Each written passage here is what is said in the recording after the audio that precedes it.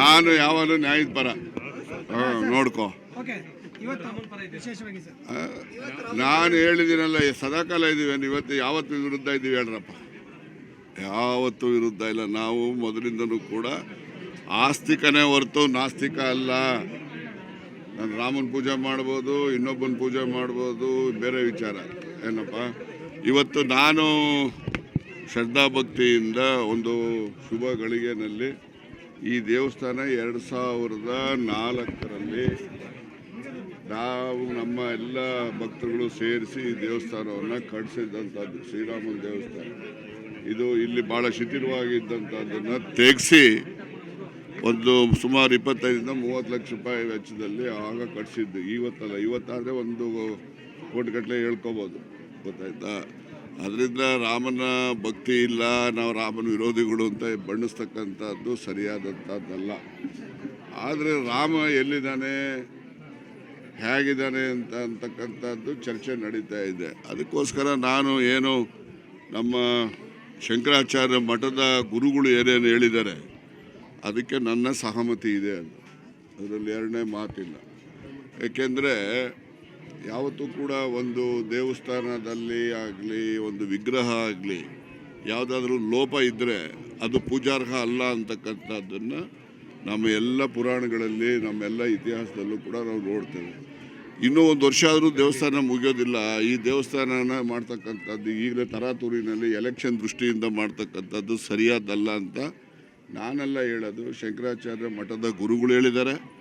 ಮತ್ತು ಸೌತ್ ಕೆನರಾದಲ್ಲಿ ಯಾರೆಲ್ಲ ಬಾಬ್ರಿ ಮಸೀದಿಯ ಭೂಮಿಗೋಸ್ಕರ ಸುಪ್ರೀಂ ಕೋರ್ಟಲ್ಲಿ ಹೋರಾಟ ಮಾಡಿದಂಥ ಹಿಂದೂ ಪರಿಷತ್ನವ್ರು ಏನಿದ್ರು ಅವರು ಕೂಡ ಅದನ್ನೇ ಹೇಳಿದ್ದಾರೆ.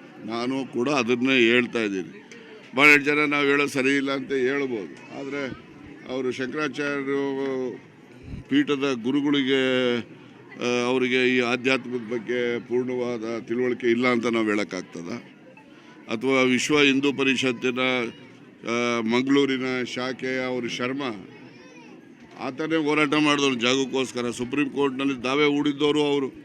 ಅವ್ರಿಗೂ ಒಂದು ಇನ್ವಿಟೇಷನ್ ಇಲ್ಲ, ಏನಿಲ್ಲ. ತರಾತುರಿನಲ್ಲಿ ಮಾಡ್ತಕ್ಕಂಥದ್ದು ಯಾವುದೇ ಆಗಲಿ, ಒಂದು ರೀತಿಯ ದೇವಸ್ಥಾನ ಆಗಲಿ, ವಿಗ್ರಹ ಆಗಲಿ, ಯಾವುದಾದ್ರೂ ಕೂಡ ಅದು ಪೂರ್ಣ ಆಗಿಲ್ಲದೆ ಇದ್ದರೆ, ಅದರಲ್ಲಿ ಏನಾದರೂ ಅಪೂರ್ಣ ಆಗಿರ್ತಕ್ಕಂಥ ಇದ್ದರೆ ಅದು ಪೂಜ್ಯಾರ್ಹ ಅಲ್ಲ ಅಂತಕ್ಕಂಥದ್ದನ್ನು ನಮ್ಮ ಎಲ್ಲ ಪುರಾಣಗಳಲ್ಲಿ ನಾವು ನೋಡಿದ್ದೇವೆ. ಆದ್ದರಿಂದ ಅವರು ಶಂಕರಾಚಾರ್ಯ ಮಠದವ್ರು ಹೇಳಿರ್ತಕ್ಕಂಥದ್ದು, ವಿಶ್ವ ಹಿಂದೂ ಪರಿಷತ್ತಿನ ಪದಾಧಿಕಾರಿಗಳು ಹೇಳಿರ್ತಕ್ಕಂಥದ್ದು, ಅದನ್ನೆಲ್ಲನೂ ಕೂಡ ನಾವೆಲ್ಲ ಯೋಚನೆ ಮಾಡಬೇಕು. ಅವರೇನು ಸುಮ್ಮನೆ ಹೇಳೋದಿಲ್ಲ. ಅದರಿಂದ ಇದು ರಾಜಕೀಯದ ರಾಮನ್ ಮಾಡೋಕೆ ಹೊರಟಿದ್ದಾರೆ ಹೊರತು ನಿಜವಾದಂಥ ದಶರಥ ರಾಮನ್ ಮಾಡಬೇಕು. ಅವರು ರಾಜಕೀಯದ ಮೋದಿ ರಾಮನ್ ಮಾಡೋದಲ್ಲ. ಮೋದಿ ರಾಮನ್ ಮಾಡೋದು ಅಲ್ಲಪ್ಪ. ಹಿಂದಿಂದೆಲ್ಲ ಗೊತ್ತೇನ್ರಿ? ದ್ವೈತ, ಅದ್ವೈತ, ವಿಶಿಷ್ಟಾದ್ವೈತ ಗೊತ್ತಾ? ನಾನು ಹೇಳಿದ್ದ ಅದು. ಅದರಿಂದ ಅದಕ್ಕೆಲ್ಲ ನನ್ನ ಮೂಲಕ್ಕೆ ಹೋಗೋದಿಲ್ಲ. ಆದಾಗ್ಯೂ ಕೂಡ ಶ್ರೀರಾಮನ ಈ ದೇಶಕ್ಕೆ ರಾಮರಾಜ್ಯದ ಕಲ್ಪನೆಯನ್ನು ಶ್ರೀರಾಮನ ಮಹಾತ್ಮ ಗಾಂಧಿಯವರಿಗೆ ಗೋಡ್ಸೆ ಗುಂಡೊಡೆದಾಗ ಅವ್ರು ಏನು ಹೇಳಿದ್ದವರು? ಹೇ ರಾಮ್ ಅಂತ ಹೇಳಿದ್ರೆ ಹೊರತು ಅವ್ರು ಇನ್ನೇನು ಮತ್ತೇನು ಹೇಳಲಿಲ್ಲ ಅವರು. ಆದರೆ ನಾವು ಮಹಾತ್ಮ ಗಾಂಧಿಯವರು ಪೂಜಿಸ್ತಕ್ಕಂಥ ರಾಮ ಏನಿದ್ದಾನೆ ಅವನ ಭಕ್ತರು ನಾವು. ಗೂಡ್ಸೆ ಇದಾನಲ್ಲ ಹಿಂದೂ, ಅವರನ್ನು ಇವರೆಲ್ಲ ದೇವರು ಅಂತ ದೇವಸ್ಥಾನಗಳು ಕಟ್ಟಿಸ್ತಾರಲ್ಲ, ಇವರೆಲ್ಲ ಗೂಡ್ಸೆ ಹಿಂದೂಗಳು. ಇವರೆಲ್ಲ ಗಾಂಧಿ ಗೂಡ್ಸೆ ರಾಮ, ಅವ್ರ ರಾಮ, ಗಾಂಧಿ ರಾಮ, ನಮ್ಮ ರಾಮ, ಮೋದಿ ರಾಮ. ಮೋದಿ ರಾಮ